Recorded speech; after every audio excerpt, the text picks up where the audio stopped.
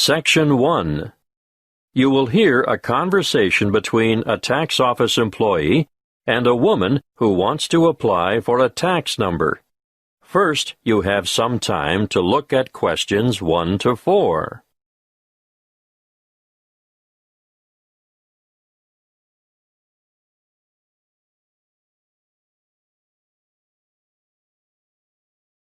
Now we shall begin. You should answer the questions as you listen, because you will not hear the recording a second time.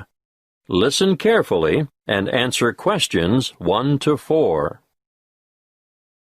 Good morning, tax office. How can I help you? I'd like to apply for a tax file number. Are you a citizen? No, but I'm told I still need a number. So what is your residency status? Are you a permanent migrant, or perhaps a temporary visitor? Oh, I'm a permanent migrant. And you need a TFN? A what? A TFN. It stands for tax file number. Yes, what is that exactly? It's a unique number we issue to individuals and organizations to help administer tax collection and other government systems. Why do I need one? In actual fact, you don't. What do you mean? It's not compulsory, you know. But I should get one? Well, it's a good idea. Otherwise, you'll have more tax withheld from your wages or salary. In fact, you won't be eligible to participate in the PAYE, that's pay-as-you-earn system, and you couldn't apply for income support or other benefits. You wouldn't have to pay the Medicare levy, but then you wouldn't be entitled to claim Medicare benefits either. I'd better have one then. Okay. So you're currently living in this country, right? Yes. What kind of visa do you have? A working visa? Well, I did have one because after my student visa expired, I went back home and worked for a year before applying for a job here. The job turned out to be permanent and full-time, and my employers wanted me to settle here. So now I have a permanent migrant visa. Now, once you have a file number, you never need to reapply. Even if your circumstances change, for example, if you get married or decide to take an English name, they'll even use the same one when you retire and apply for a government pension. I see. Have you ever had a TFN before? No. Right. Let's get on with the application process now. Before you hear the rest of the conversation, you have some time to look at questions 5 to 10.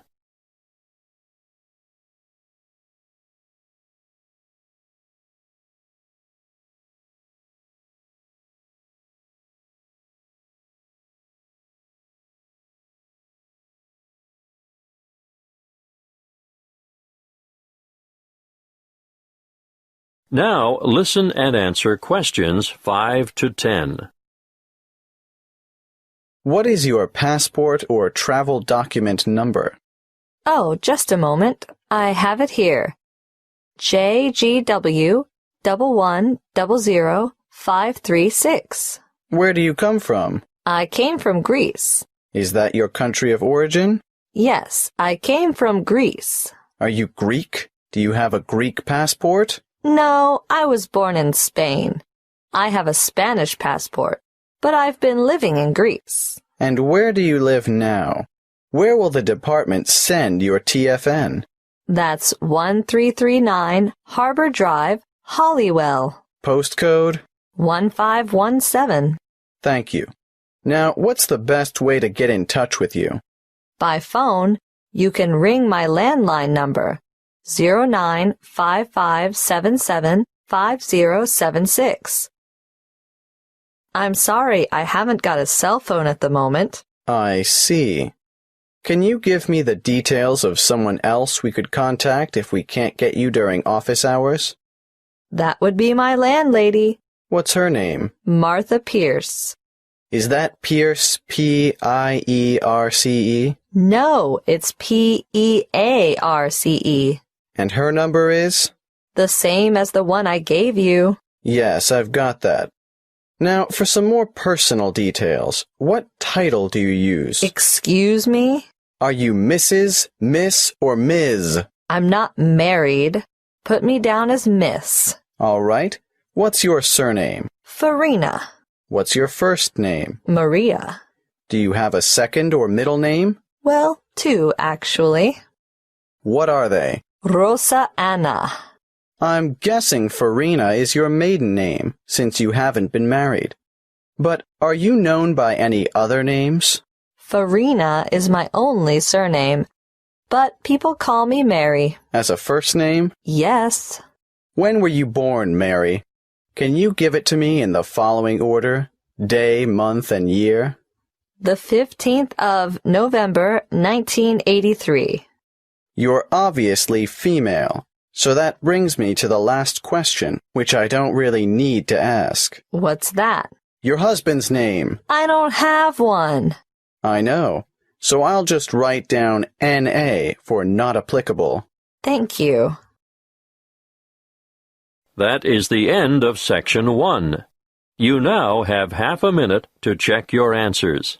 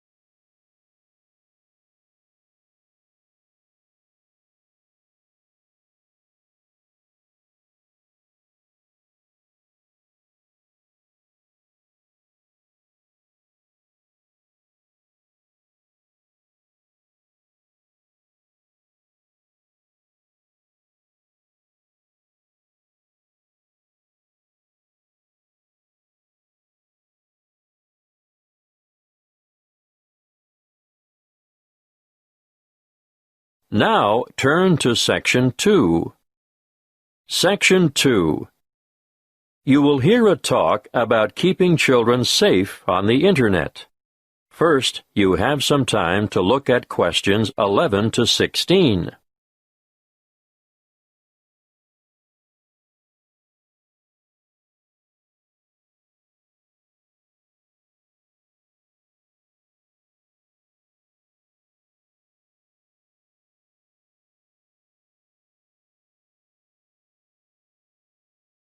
Listen carefully and answer questions 11 to 16. Thank you for coming. It's good to see so many of you interested in keeping your children safe on the Internet. What's in store?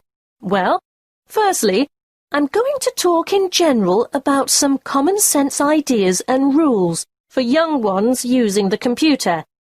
Then, I'll give you some information on free educational websites. Finally, we'll finish with question time.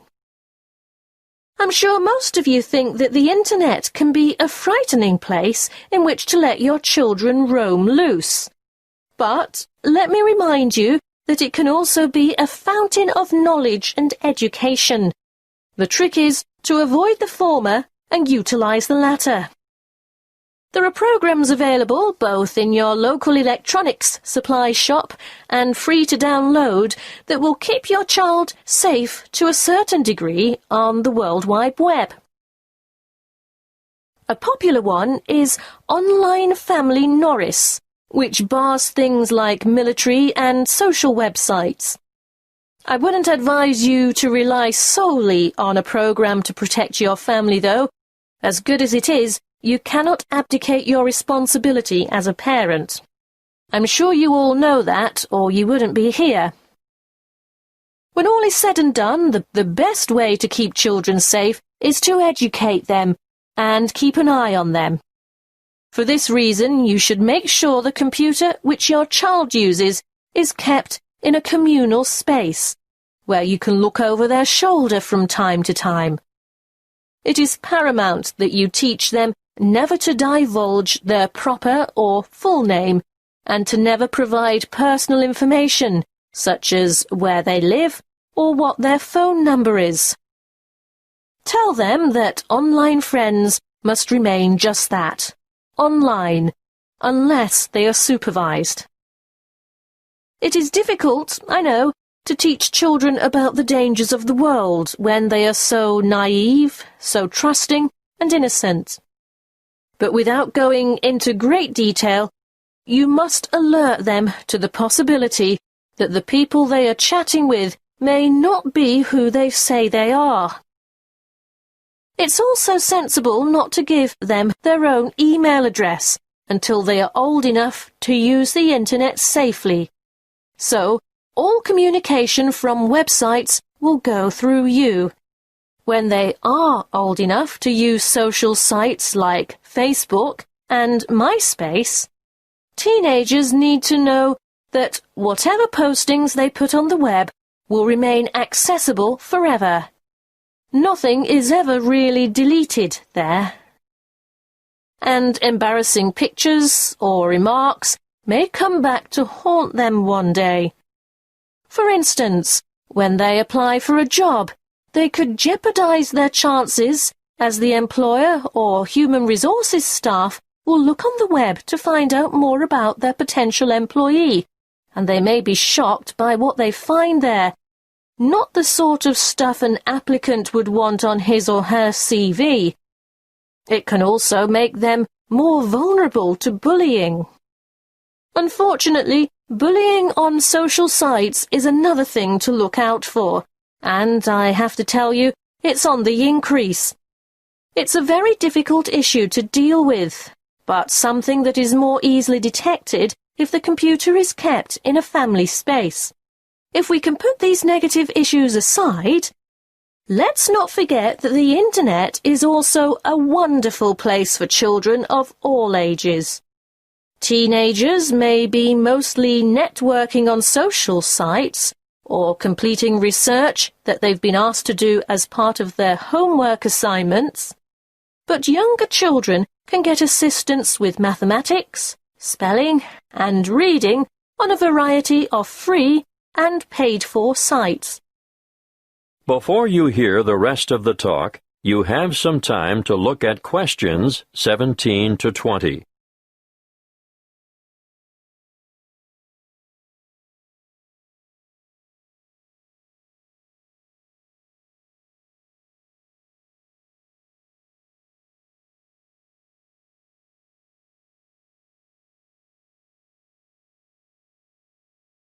Now listen and answer questions 17 to 20. A good way for children to learn and have fun at the same time is the website mathtutor.com. They can practice mathematics on this site, no matter what their level, while they compete against other children from all over the world. And here's a fun way for primary school children to learn the spelling words for the week. It can be such a chore for some children. They just type them in and play games to learn them. What's that? The website? Oh, sorry. Yes, you'll need to go to spellcity.com for that. The one I'm going to tell you about now is one of the most practical sites that's popular with people of all ages. Children, or parents for that matter, can learn to touch type as they sing along with songs, and there's a variety of funny characters to help you enjoy yourself as you learn. In this day and age, typing is essential. Everyone should be able to type fast and accurately. So, go to beeb.co/typing and try it out. Don't just leave it up to the kids. Here's a site that parents can use to download worksheets to extend their children by giving them further practice. It's called coolresources.com, and I can really recommend it, particularly for middle school students. Now, are there any questions? That is the end of Section 2. You now have half a minute to check your answers.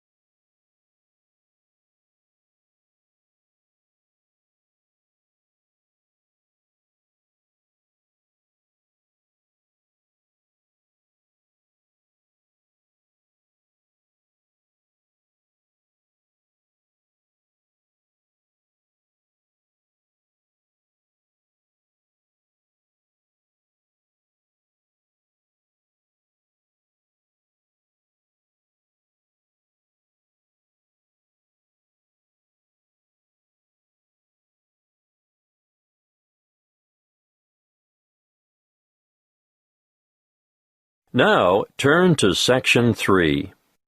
Section 3. You will hear a conversation between two students in the Education Department who are discussing their first assignment. First, you have some time to look at questions 21 to 28.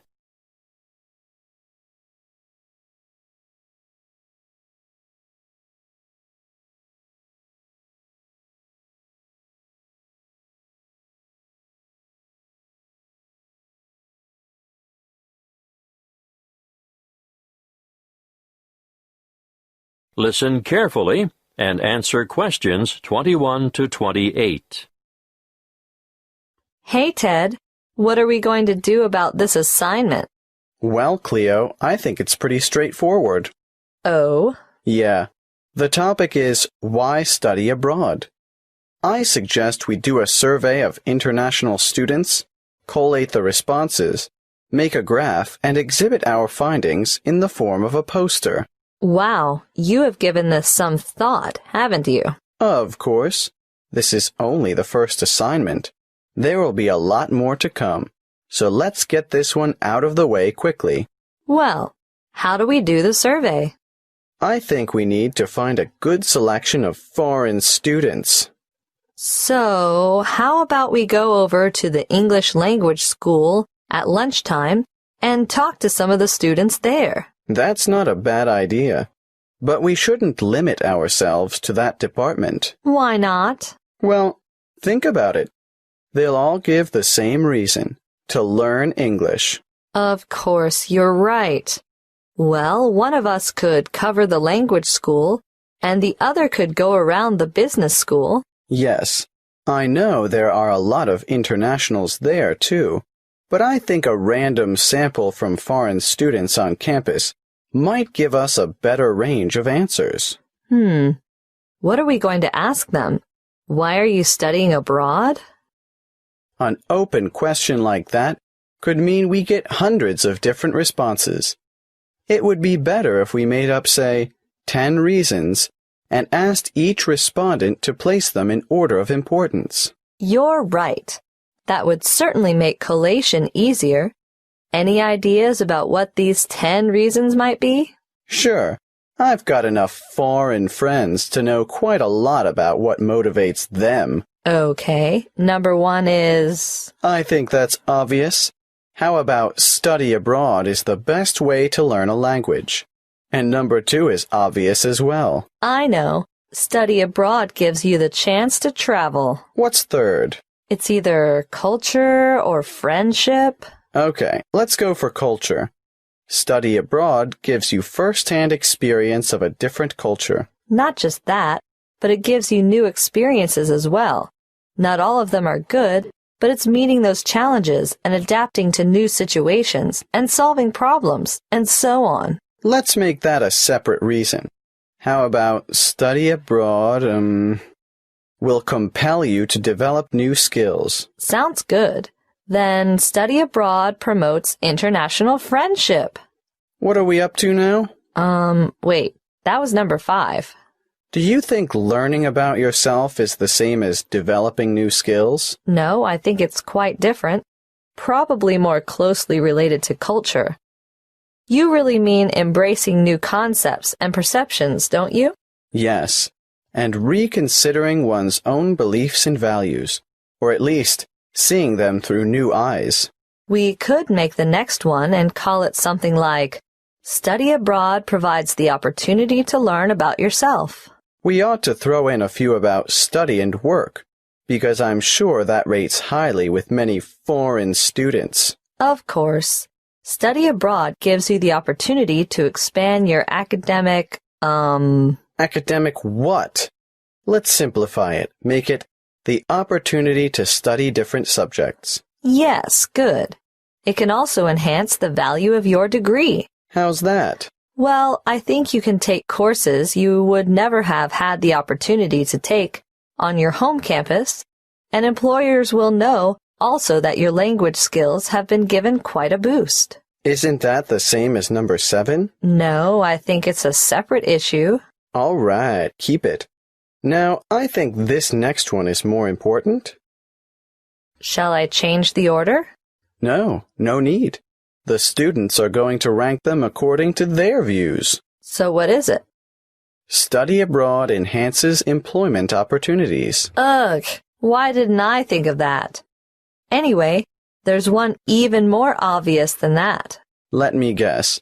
Study abroad broadens your mind? Exactly. Okay. Now we have 10. Let's print off 100 questionnaires and go and do the survey.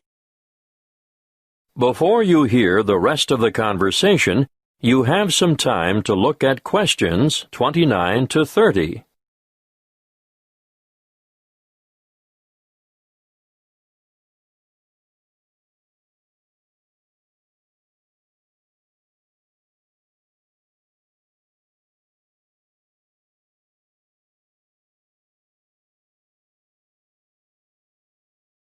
Now listen and answer questions 29 to 30. Did you hear about the National Geographic survey of American students between the ages of 18 and 24? Yes. It sounds as if they could benefit from study abroad. Did you know that only 1% of U.S. students currently study abroad? Anyway, back to that National Geographic survey. It was carried out internationally, and it was Sweden that came out on top. It's really amazing, isn't it? When given a map of the world, only 13% of American students were able to find Iraq, and the same for Iran. I know, and not surprisingly, I suppose, Afghanistan didn't fare much better. 83% couldn't locate it on the map. There must be something about that region. 76% couldn't identify Saudi Arabia either. But Asia didn't come off much better. Over half the students couldn't find Japan on the map. But do you know what's really incredible? Yes, I do.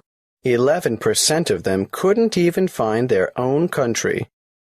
It's no wonder the USA scored near the bottom, only 2 points above Mexico, which was ranked last. That is the end of Section 3. You now have half a minute to check your answers.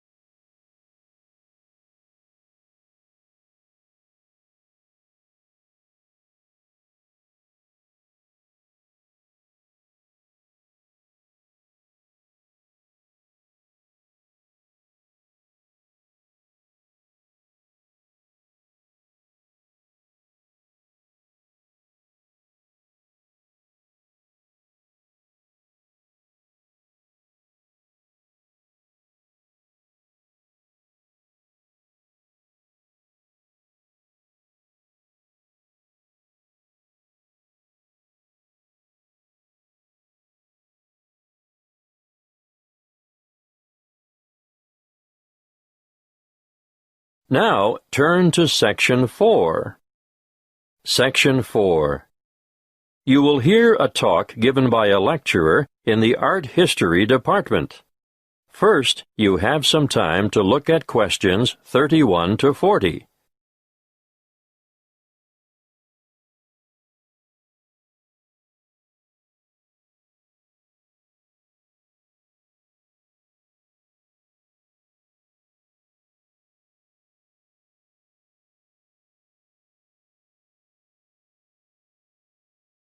Listen carefully and answer questions 31 to 40. In this lecture today, I'm going to introduce you to an American painter, Charles Willson Peale. You may be familiar with his portraits, but did you know that he never even saw a painting till he was a grown man? He was born in Maryland in 1741. His father died when he was 9, and the family struggled financially for the next few years, and Charles became a saddle maker's apprentice. One day, he went to Norfolk for supplies, and there he saw paintings for the first time.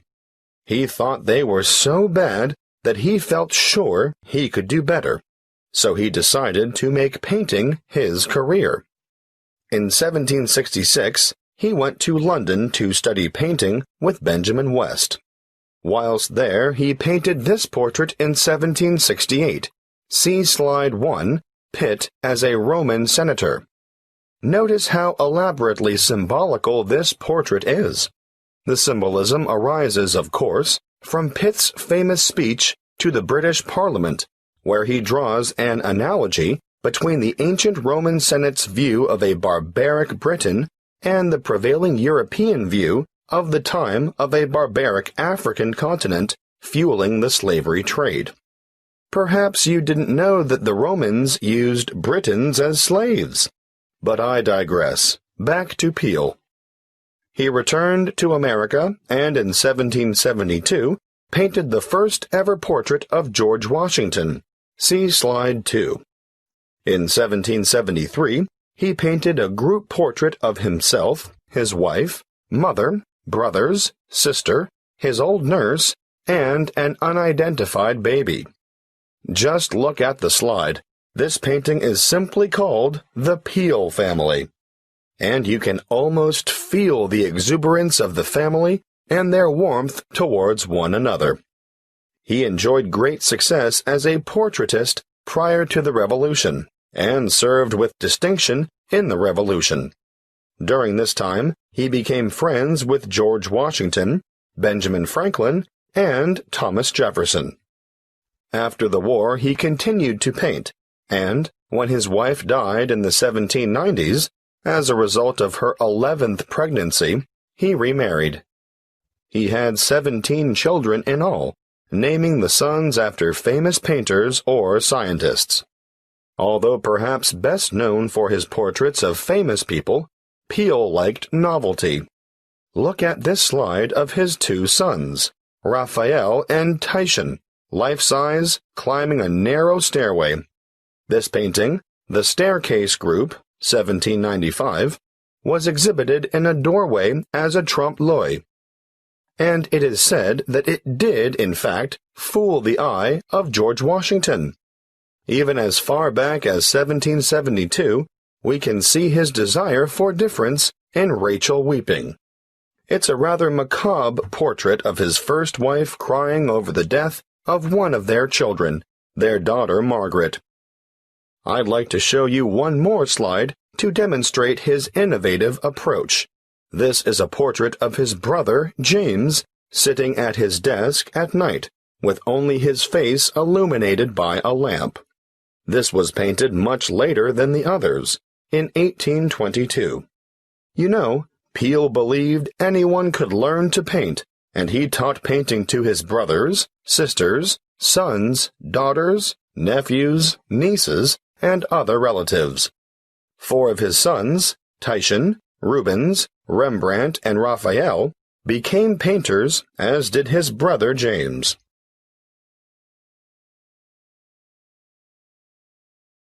Before I finish, I'd like to tell you a bit more about Peale. He was active in politics for several years, and throughout his life, he maintained a lively interest in many branches of science.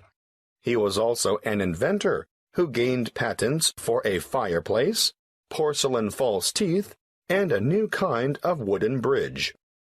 He collaborated with Thomas Jefferson on what was known as the polygraph, a kind of portable writing desk. But it wasn't any ordinary desk. This one could make several copies of a manuscript at once. He also wrote papers on a wide variety of subjects, from hygiene to engineering. Oh, and he also tried his hand at inventing a fairly primitive but innovative motion picture technique, new types of eyeglasses, and a velocipede, which is a precursor to the bicycle. Now, some of the original velocipedes had pedals and some didn't. You sort of scooted along on them using your feet. Unfortunately, I can't remember which type it was that Peale worked on. He's also remembered for his work as a naturalist. He established the first scientific museum in America, and he even invented his own system of taxidermy. For those of you who aren't sure what taxidermy is, it's the art of preparing, stuffing, and presenting dead animals so that they appear lifelike. He was also well ahead of his time in that he placed his animals in a simulated natural environment. His most magnificent exhibit, however, was the complete skeleton of an extinct mammal known as a mastodon, which he helped excavate. The event was memorialized in his extraordinary painting, The Exhuming of the Mastodon.